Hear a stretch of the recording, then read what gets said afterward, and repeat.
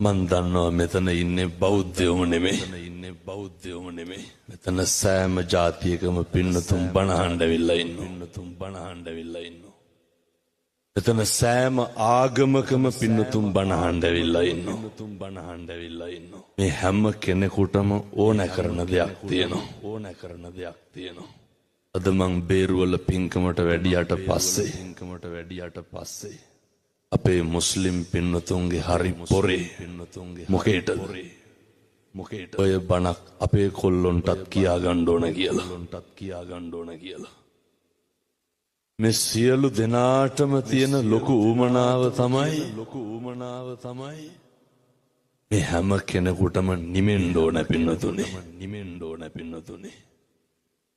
මේ හැම කෙනෙක්ම මොකකට හරි ජීවිතේ ගැටලුවකට ධර්මයෙන් යමක් බලාපොරොත්තු වෙනවා. ඔය ගින්නම තමයි අපේ බෝධිසත්වයන්ටත් ගැහුවේ. මොකක්ද ඔය ගින්න? පින්නතුනි මේ හැම එකකටම බලපාන ලොකු දුකක් තියෙනවා. මම මේ බණ කියන්න කලින් කියන්නේ ඔය පොඩි උන් පරිස්සම් කරගන්න ඕනේ. එතකොට වයසක අම්මලා තාත්තලා ටිකක් රැකෙන්න ඕනේ. බණ ඇහුවා කියලා තෙරපෙන එක නවතින්නේ නැහැ. සරප්පු ගැන නම් ආසාවක් තියාගන්න එපා. ෆෝන් එකයි පර්ස් එකයි ටිකක් වටිනවා. අද මේ පැත්තට ආවගේ හෙට අනිත් පැත්තට එන්නවා සේරටම නැති වුණා කියාගෙන. එහින්දා ඔය වයසක අම්මලා තාත්තලා පොඩි උන් ටිකක් රැකෙන්න ඕන හොඳේ. පින්නතුනේ මේ හැම එකකටම බලපාන මේ දුකට සංසාර ගමනේ මේ පිච්චෙන එකට මේකට විසඳුමක් තියෙන්න ඕනේ. භාග්‍යවතුන් වහන්සේ දේශනා කරේ මේ හැම එකකටම බලපාපු ගැටලුව මොකද්ද? ඔය අහලත් ඇති මං හිතන් ජාතපි දුක්ඛ මොකද්ද ප්‍රශ්නේ? පින්නතුනේ මේ ඉපදෙච්ච නිසා තමයි ජරාව හටගන්නේ. ඉපදෙච්ච නිසා තමයි ව්‍යාධිය හටගන්නේ.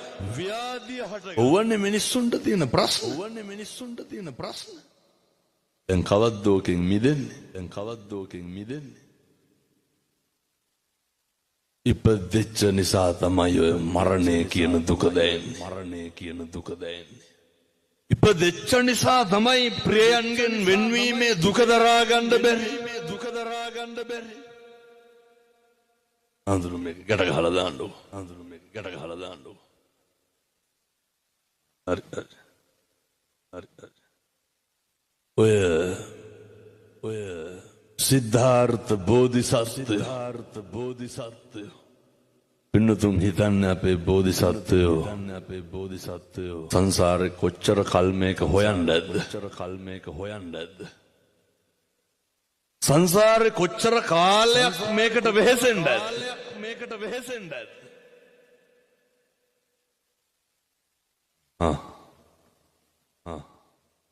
මතක තියාගන්න.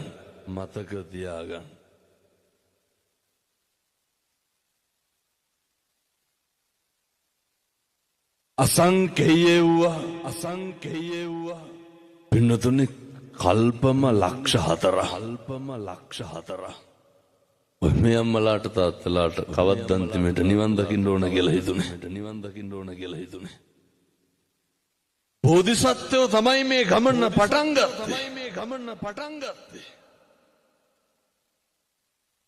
පින්නතුනේ අසංකේය වූවා කල්පම ලක්ෂ 4. කල්පයක් කියන්නේ කොච්චරද? කල්පයක් කියන්නේ කොච්චරද? පිනතුනේ අටුවාවේ සඳහන් වෙනවා ඔය යොදුනක් කියන්නේ පින්නතුනේ කිලෝමීටර් 8ක් එවකට යොදුන් 100ක් ගැඹුරු ඇති වලක් මම මේ කල්පේ පහදන්නේ යොදුන් ගණන් ඕනේ අනේක කියලා ඉන්නකො නැත්තම් දිගපල්ල තේරෙන්නේ නැහැ. එතකොට දැන් යොදුන් 100ක් කියන්නේ ඔක කිලෝමීටර වලින් බැලුවොත් කීයද? කිලෝමීටර 800. පින්නතුනේ ලංකාව වගේ දෙකක් ආරම්භ වෙනවා. දිගපළල වලකට ඔය දාණ්ඩෝනලු අවුරුදු 100කට සැරයක් එක බෑටය මොළත් එක්ක කුරුවල් වෙන්නේ නැද්ද? කිලෝමීටර 800ක් වලක් අවුරුදු 100කට සැරයක් අබදාලා පුරවන්න. ඒ හින්දා ඔය කිලෝමීටර 800 මරලා ගන්නකො පීරිසිකෝප්පයක්. පැහැදිලිද මං කියන්නේ? කිලෝමීටර් 800 මතැරලා මම මේ කියන්නේ පින්නතුනේ නිවන් දකින්න තියෙන පටන් ගන්න ඕන කියන එක මේ කියන්නේ. ඔය පිරිසිකෝප්පේට අවුරුදු 100කට සැරයක් එක අබෑට ගාලේ දැම්මත් කවද්ද පුරවන්න පුළුවන්. පින්නතුනේ පිරිසිකෝප්පේ නෙමෙයි අර දඩවල. ඕක පුරෝපුහාමලු කල්පෙ පිරෙන්නේ.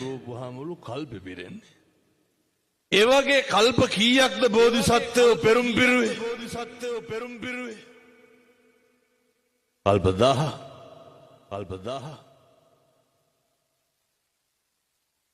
පින්නතුනේ අසංකේය වූ කල්ප ලක්ෂ 4. එම හිතාගත්ත හැකිද? හිතන්න යන්න එපා. පිසි අල්ලනවා. හිතාගන්න එපා. ඒ විදිහ අසංකේය වූ කල්ප ලක්ෂ 4ක් අපේ බෝධිසත්වයෝ පෙරම් පුරලා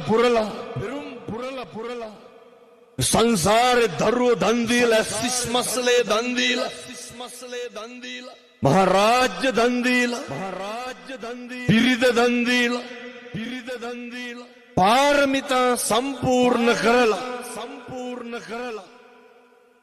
මොකද්ද බෝධිසත්වයෝ හෙව්වේ? ඔය අපිට තියෙන ප්‍රශ්නේ පින්නතුනේ පුදුම දුකක් නෙවිදින්නේ. ඔය මට කියන්න බලන්න දැන් ඔයත් සනසිච්ච දවසක් තියෙනවා.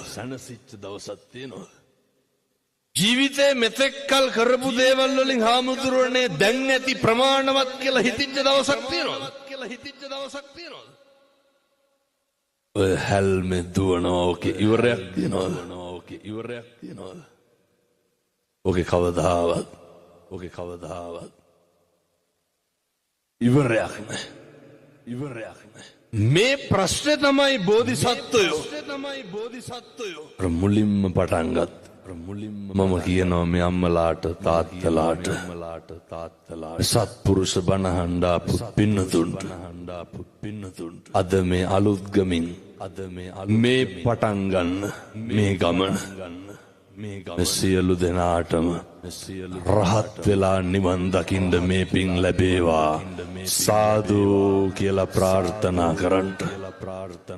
මේකේ අරමුණක් තියෙන්න ඕන පින්නතුනේ. ඉදං මේ පුඤ්ඤ කම්මං ආසවක්ඛ්‍යා වහං හෝතු සබ්බ දුක්ඛා පමුජ්ජතු. මේ කරන හැම පින්කමක්ම මොකේද හේතු වෙන්න ඕනේ? මේක නිවන් දකින්න එපයි. ඒ නිසා මේ නිවන් දකින්න යන ගමනට අවශ්‍ය කරන ඔය මෙවලම් ටිකක් තියෙනවා. නිවන් දකින්න යන ඕන ගමනට කරන්න ඕන කටයුතු ටිකක් තියෙනවා. ඒක හෙට ඉඳන් පටන් ගන්න. එක දවසක්වත් පහු කරන්න එපා. එකටම හොඳ සෙට් එකක් හදාගන්න. පැහැදිලිද මං කියන එක? බුදුහාමුදුරුවෝ මංගල සූත්‍රය ඉස්සරලා මොකද්ද දේශනා කරේ? අසේවනාච බාලානම් පිනතුනේ. ඔච්චරයි. මුළු සංසාරෙම වරදින්නේ මොකක් හින්දාද? අසුරමයි පින්නතුනි බලපාන. මේ මුළු ආත්මෙම විනාශ වෙන්නේ මොකක් හින්දාද? අසුර බලපාන්නේ. අපේ තරුණ මහත්තුරු හොඳට මතක තියාගන්න. අපිත් එක්ක ඉන්නේ සත්පුරුෂෝද අසත්පුරුෂෝද කියලා දෙපාරක් කල්පනා කරන්න. වල කපන මිනිස්සුද ඉන්නේ? විමුක්තිය ලබා ගන්න උදව් කරන මිනිස්සුද ඉන්නේ? බෝධිසත්වයන්ට හොඳ පරම්පරාවක් හිටියා. ඔය හැම දේශනාවකම මේ අම්මලා තාත්තලා අහලත් ඇති මම හිතන්නේ. අර භාග්‍යවතුන් වහන්සේ අන්තිමේට කියනව නේද? මම අහවලාය යශෝදරා අහවල් කෙනාය. එහෙම කියනවනේ. චරියුත් මුගලන් දෙනම මේ උදවිය. එහෙම බුදුහාමුදුරු අන්තිමේට කියනවා. එතකොට මේ පරම්පරාව එක ආත්මෙද හිටියේ? පින්නතුනේ දේවදත්ත කොහොමද හිටියේ? කල්ප ගානක් පස්සෙන් පන්නගෙන ආවා. චිංචි මානවිකාව ඒත් එහෙමයි. සුන්දරි පරිබ්‍රාජිකාව ඒත් එහෙමයි. එනිසා හොඳට මතක තියාගන්න. නිවන් දකින්න යන ගමනට හරි වැදගත් පින්නතුනේ. ඔය අසුර ආශ්‍රය කියන එක නම් හරිම වැදගත්. ඉපදෙච්ච දවසේ ඉඳන් බලන්න භාග්‍යවතුන් වහන්සේ උගන්වනවනේ. ඉපදුනා කියලා දන්නවන අය ඕක ගැන කියන්න ඕනේ නැහැ. චරාපි දුක්ඛ. මේ ජරාවට පත් වෙනවා කියන එකට ඕකට જાතියක් තියෙනවද? මොකද මුස්ලිම් මිනිස්සු ලෙඩ වෙන්නේ නැද්ද? කතෝලික පින්නතුන් ලෙඩ වෙන්නේ නැද්ද? සත්තු ලෙඩ වෙන්නේ නැද්ද? මොකද ලෙඩ වෙන්නේ නැත්තේ? මේක හැම කෙනාටම පොදුයි. තථාගතයන් වහන්සේගේ ධර්මයේ දර්ශනය වහන්සේ උගන්වන්නේ සබ්බේ සත්තා භවන්තු සුඛිතත්තා. සියලු සත්වයෝ සුවපත් වෙන්න ඕන, යහපත් වෙන්න ඕන. මේක කාටත් මුහුණ දෙන්න ඕන කාරණයක්. බස්සනේ ව්‍යාධිය කාටද වෙන්නේ නැත්තේ? මේක අපි සේරටම වෙන දෙයක්. මැරෙනවා. මේක කෙලවර කරන්න එපා. වෙන මොකටද මේ ඔට්ටු වෙන්නේ? සංසාරේ කවදානම්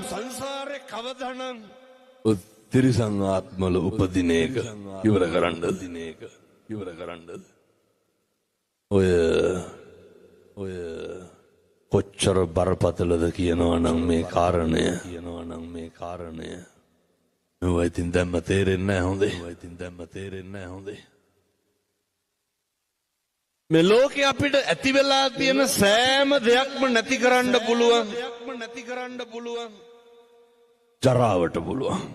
ජරාවට පුළුවන්. ඇති වෙලා තියෙන සෑම දෙයක්ම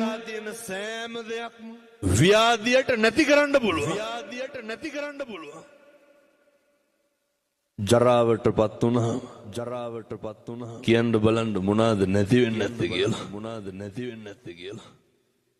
වෙන්නතුනේ අය කවදනම් ඇවිල්ලා මේ පොළොවේ පය ගහලා බනහඬද. එක උදාහරණයක් කියන්න. ඔය මේ ජීවිතේ කොහොමත් පින්නතුනි දහස් ගාණක් ලෙඩුන්ට පිරිත් කියලා තියෙනවා. මම මේ දවස් 4ට විතරක් ලක්ෂ 2කට වැඩියෙන් පිරිසකට බණ කියලා දෙනවා. මේ දවස් 4ට විතර සාමාන්‍යයෙන් ගණන් හදලා බැලුවා. කොහොමත් දවසකට අඩුම 30000කට බණ කියනවා. මම මේ කියන්නේ මේ මාධ්‍යවල නෙමෙයි. සජීවී මේ කියන ඒවා. එලිමහන්නේ. අවුරුද්දට බණ 500ක් විතර කියනවා. එතකොට 30000ක් ඕනේ. 5000 නම් ඉතින් මම කොහොමත් කියනවා. 5000 දාමුකෝ 30000 25000ක්ම කපලා. 30000ටත් වැඩි. 5000ව 500ක් කීයද? ඔක නිකන් ඉන්න ගම හදන්න එකපාර හදන්න ඔට්ටු වෙන්න එපා. 5000ව 500 සමාන කිරීම එන උත්තරේට මම බණ කියනවා. වෙන්නතුනේ මෙහෙම කටයුත්ත කරනකොට ඕන තරම් හම්බෙනවා. බුදුහාමුදුරුවෝ උගන්වපු දේශනාව ඇතුලේ නේද මේවා තියෙන්නේ කියලා. ඔය එක කිරියත්ත කෙනෙකුට පිරිත් කියන්න ගියා. ඒ කිරියත්ත කියනවා හාමුදුරුවනේ. මං හිතනවා මෙතනින් අම්මලා තාත්තලා 4න් 3කටවත් දී වැඩියා වෙති කියලා.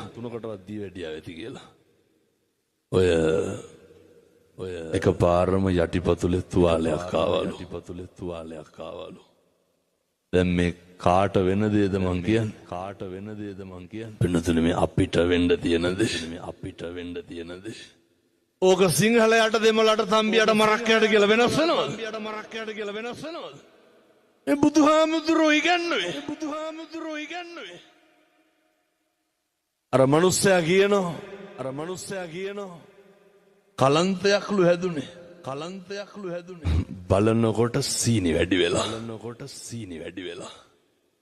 පින්නතුනේ ඕක හැදුනා කියලා දැනගත්ත ගමන් අපි මනසින් වැටෙන්න පටන් ගන්නවා. ඕක හැදුනා කියලා දැනගත්ත ගමන් අපි මානසික ලෙඩෙක් වෙනවා. මං ඉතින් මේ ලොකු ලෙඩ ගත්තේ නෑ. ඔය හැම කෙනාටම තියෙන එකක් හොයාගත්තේ. මට අරුන්දා කියපු කතන්දරේ මේ. කියනවා හාමුදුරුවනේ. ඉස්සර නම් තුවාලයක් වුණාට වැඩිය ගණන් ගන්න නෑලු. ඔය බුලත් ටිකක් හරි කමන්නේ හපලා තියලා බඳිනවලු.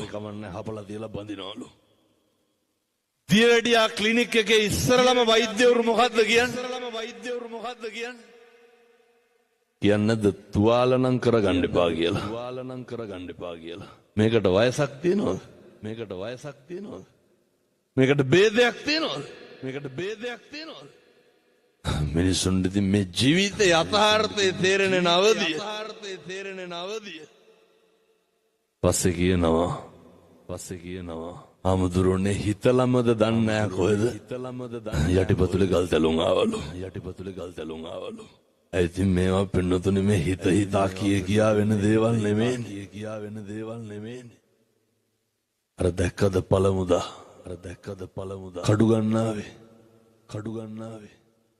විනාඩි 10ක් විතර ගියා නම් මගේ වාහනේත් අහුවෙනවා. උතුම් කන්දේ බණ පරක් වුණා.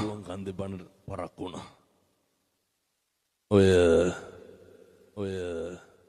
කවුද කඩු ගන්නාවේ යනකොට රොටියක් කන්න නැතුව යන්නේ? මොන ආසාවෙන්ද පින්නතුනේ කඩු ගන්නාවෙන් නවත්තලා කඩේට යන්නේ? මැරෙන්න කියලා හිතාගෙන කවුරුවත් කඩවල් අස රිංගනවද?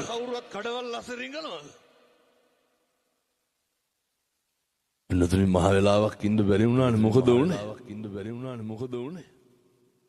උඩ තිබ්බ ගලක් පෙරෙල්ලා මැරුණානේ 6 දෙනා. තුන් හිතකින්වත් හිතන දේවල්. ඕන දෙයක් ඕන වෙලාවක වෙන්න පුළුවන් මේව හරි අවිනිශ්චිත ජීවිත. අර මතකද ඉන්දියාවේ අලහබාද් ගුවන් තොටුපොළේ ඉඳන් ලන්ඩන් වලට ගියපු ෆ්ලයිට් එක.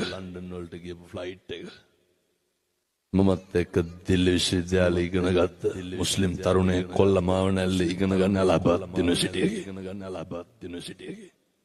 මේ මගේ ජීවිතේ ආපු හරිය. ඛේදනීයම தත්ත්වය. මේකනේ බුදුහාමුදුරු උගන්වන්නේ අර අදාද එයිමරු පින් කරගන්නේ. නාසේ දේශනා කරන්න එක වචනකින්වත් කිසි කෙනෙකුගේ හිතක්වත් රිද්දන්න එපා. ඇයි? ඊළඟ තප්පරේ මැරෙන්න පුළුවන්. ඊළඟ තප්පරේ නැති වෙන්න පුළුවන්. කොල්ලා කියනවා හාමුදුරුවනේ රෑ කෙලි වෙනකම් බඩු පැක්කිරුවලු. මොකේද? අර ශිෂ්‍යෝ යන්න මවුරටට යන්න. බෑග්වල බඩු වැඩිලු. ඉව්වලු ගෙවල හරි අරගෙන යනවා කියලා. එයි අර යාළුවෝ දීපු තෑගි භෝග. කියන හාමුදුරනේ අඬලා වැළපිලාලු ගියේ. ගුවන් තොටුපොළෙන් වීඩියෝ කෝල් එකක් ගත්තලු තරුණයෙක්ගේ ගෙදරකට.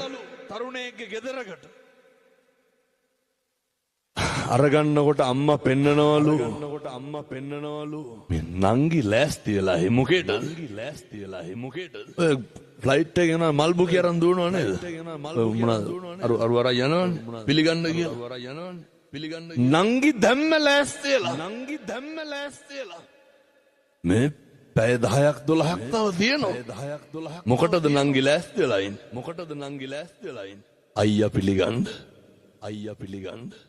විනෝදනේ මේ කෝල් එකක් දෙනවා දැන් මේ ෆ්ලයිට් එක එනවා.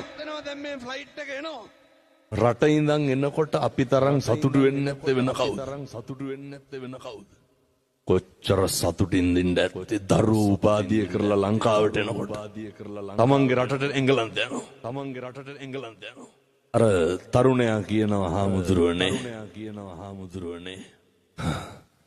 මිනිස්සු හැදෙනවා පින්නතුනි මේ වගේ. එළියට ඇවිල්ලා කෝපි ෂොප් එකට ගියාලු. චෙකින් වලට දාලා ගියාලු. ෆ්ලයිට් එක බලාගෙන ඉන්නකොට සද්ද දාගෙන අහසට ඉස්සුවා. අප්පරහත 45ක් ගියේ නෑලු පින්නතුනි. මොකද උනේ?